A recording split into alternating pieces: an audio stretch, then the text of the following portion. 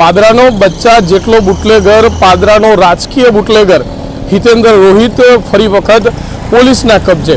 દર્શક મિત્રો, વડોદરા જિલ્લાના કરજણ પોલીસને માહિતી મળી હતી કે પાદરાના ઘાયજ ગામનો બુટલેગર હિતેન્દ્ર રોહિત મુંબઈ તરફથી વડોદરા તરફ આવતી ટ્રેનમાં મુંબઈમાંથી બેગ ભરીને દારૂનો વિદેશી શરાબનો મુદ્દામાલ લાવી રહ્યો છે। ત્યારે બાતમી હકીકતને માની વડોદરાના આ કરજણ પોલીસ સ્ટેશનના પોલીસ કર્મચારીઓ દ્વારા કહી શકાય કે એ હિતેન્દ્ર રોહિતને વડોદરા કરજણ જે રેલવે સ્ટેશન છે ત્યાં નીચે ઉતરતાની સાથે જ રેલવે સ્ટેશનની બહારથી જ ધરદબોચી લેતા તેના પાસેથી કુલ 21 લીટર જેટલો દારૂ ઝડપાયો છે, જેમાં અસંખ્ય બ્રાન્ડેડ દારૂની બોટલો જે છે હિતેન્દ્ર રોહિતના હાથેથી કબજે કરવામાં આવી છે।